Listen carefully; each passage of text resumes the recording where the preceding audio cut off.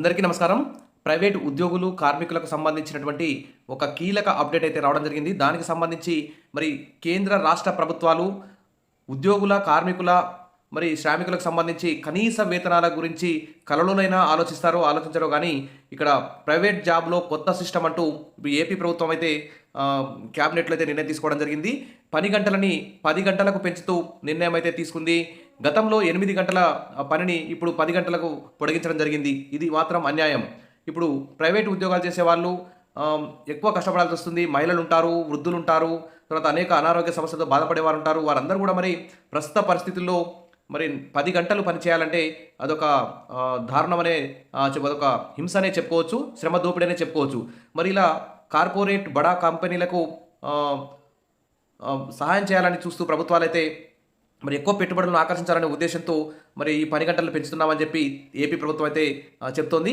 ఇలా పని గంటలు పెంచే ముందు కనీస వేతనాలు 26,000 అమలు చేస్తే బాగుండేది. ఆ దిశగా కేంద్ర రాష్ట్ర ప్రభుత్వాలు జాతీయ కనీస వేతన చట్టాన్ని కూడా తీసుకొచ్చి కనీస వేతనం 26,000 నిర్ణయించి పని గంటలు 8 గంటలు ఉంటే 9 గంటలు చేస్తే బాగుండేది. ఇప్పుడు 10 గంటలకు పెంచారు. ఇది చాలా దుర్మార్గమైన చర్య అని చెప్పి ప్రైవేటు జాబ్ చేసే ఉద్యోగులందరూ కూడా ఇక్కడ ప్రభుత్వం మీద దుమ్మెత్తి పోస్తున్నారు. 8 కాదు 10 గంటల పని. ఏపీ ప్రభుత్వం సంచలన నిర్ణయం. 8 గంటల నుంచి 10 గంటలకు మార్పు. కార్మిక చట్టంలో సవరణ చేసిన ఏపీ ప్రభుత్వం పెట్టుబడులు ఆకర్షించిందికేనని స్పష్టత. ఈజ్ ఆఫ్ డూయింగ్ బిజినెస్ కోసమేనట స్పష్టం చేసిన మంత్రి పార్థసారథి. పని గంటలు పెంచుతూ ఉత్తర్వులు జారీ. ఇందుకు వీరందరూ ఏసీ రూముల్లో కూర్చుంటారు.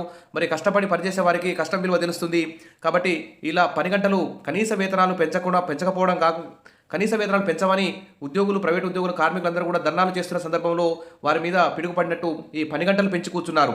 అసలు ప్రైవేటు ఉద్యోగులు అని చిన్న కాంట్రాక్ట్ అవుట్సోర్సింగ్ ఉద్యోగులందరూ కూడా కనీస వేతనాలు పెంచమని ధర్నాలు, సమ్మెలు చేస్తున్న సందర్భంలో కనీస వేతనాలు పెంచకుండా పని గంటలు పెంచడం ఇది మాత్రం అన్యాయమని ప్రైవేట్ రంగంలో పనిచేసే ఉద్యోగులందరూ కూడా ఇది శ్రమ దోపిడీ అని చెప్పుకోవచ్చు.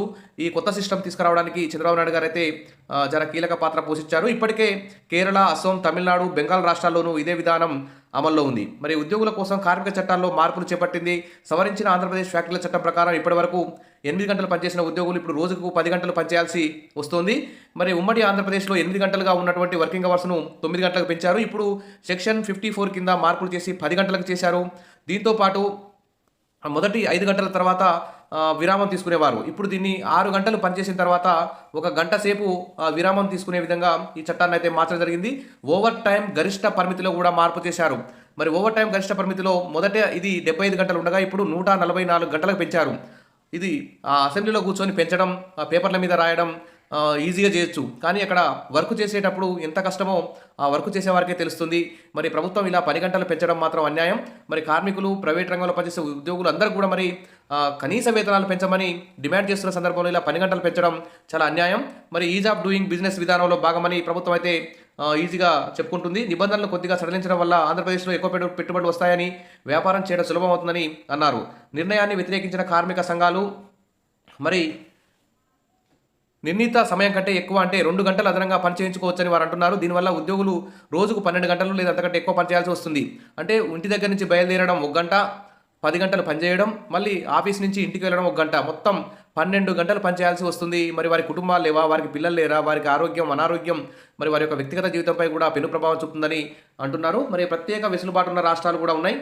ఇక్కడ చూస్తే అస్సాం, తమిళనాడు, కేరళ, కర్ణాటక, మహారాష్ట్ర, పశ్చిమ బెంగాల్, ఇప్పుడు ఈ జాబితాలో ఆంధ్రప్రదేశ్ కూడా చేరిందని చెప్పుకోవచ్చు. ఇది మాత్రం అన్యాయం. కనీస వేతనం పెంచి పని గంటలు 10 గంటలు కాకుండా 9 గంటలకు పెంచితే బాగుండేది. అసలు 8 గంటలు పనిచేయడమే చాలా ఇబ్బందిగా ఉంది ప్రస్తుత పరిస్థితుల్లో. కాబట్టి ప్రభుత్వం ఈ నిర్ణయాన్ని వెనక్కి తీసుకోవాలని కార్మిక సంఘాలన్నీ కూడా డిమాండ్ చేస్తున్నాయి. ఇక మీరు ఏమనుకుంటున్నారో కామెంట్ సెక్షన్లో పెట్టండి. Wish all the best. మీకు అందరికీ కనీస వేతనాలు అమలవుతాయని, ఈ 10 గంటల పనిని 8 గంటలకు తగ్గిస్తారని చెప్పి కోరుకుందాం, డిమాండ్ చేద్దాం. Wish all the best. Comment సెక్షన్లో మీ కామెంట్ పెట్టండి ఈ 10 గంటల పెంపై. Thank you. సబ్స్క్రైబ్ చేసుకోండి.